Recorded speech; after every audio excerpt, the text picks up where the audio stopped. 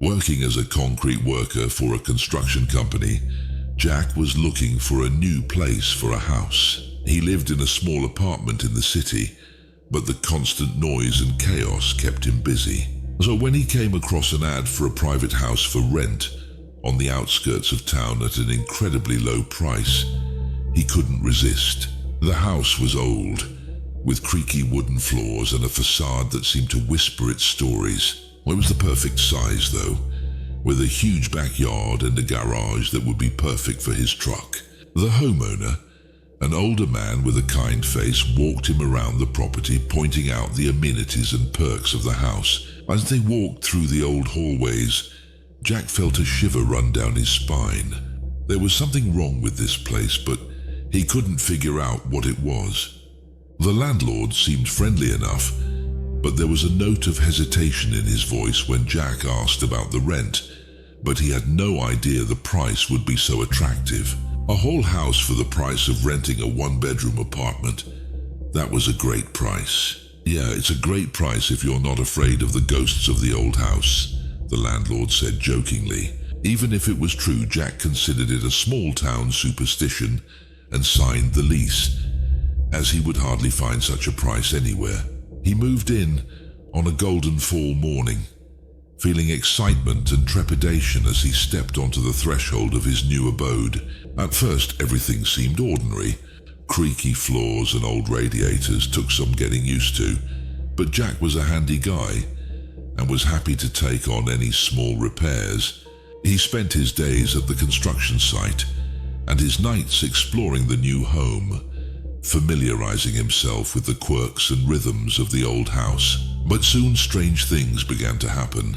At first, Jack wrote it off as the typical disturbing sounds of an old house. Doors creaked, floorboards creaked, wind whistled through the cracks in the windows. But then he began to hear moaning. It was a low, muffled sound, like someone crying out in pain. At first, Jack thought it was just the wind or the house settling, but as the nights passed, the moaning grew louder and more frequent. He could hear it in the darkness of the night when the house was quiet, and the moaning would send shivers down his spine. One night, as Jack was falling asleep, he heard footsteps. They were heavy, deliberate footsteps, as if someone was walking through the house, checking the floors. He lay in bed, frozen with fear, watching the footsteps go from room to room and stop outside his bedroom door. And then they stopped.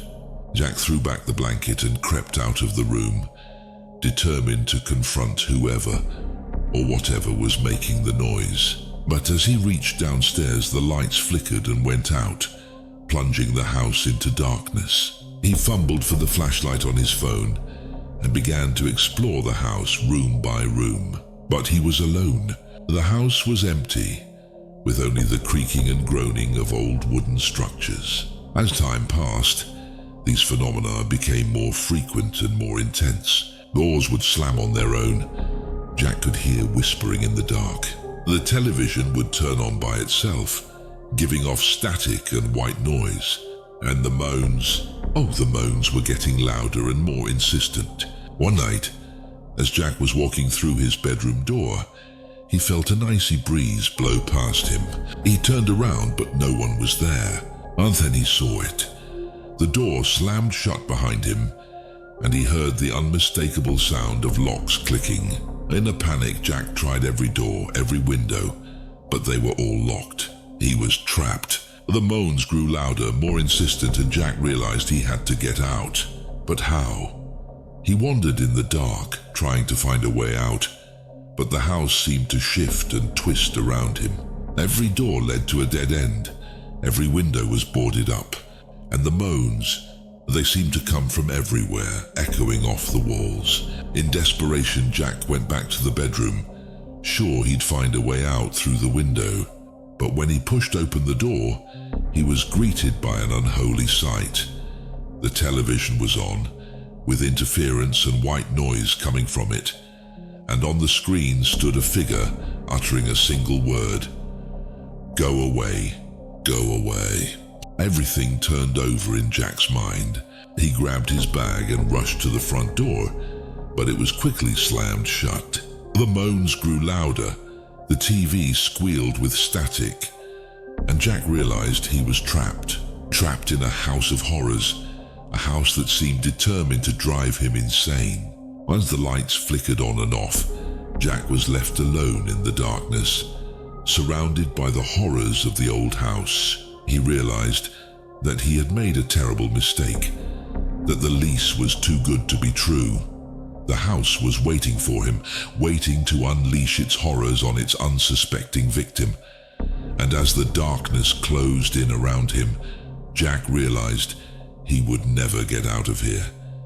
It's been 6 months. A young family stood on the porch of an old 2-story house waiting for their landlord. They thought they'd found the perfect place.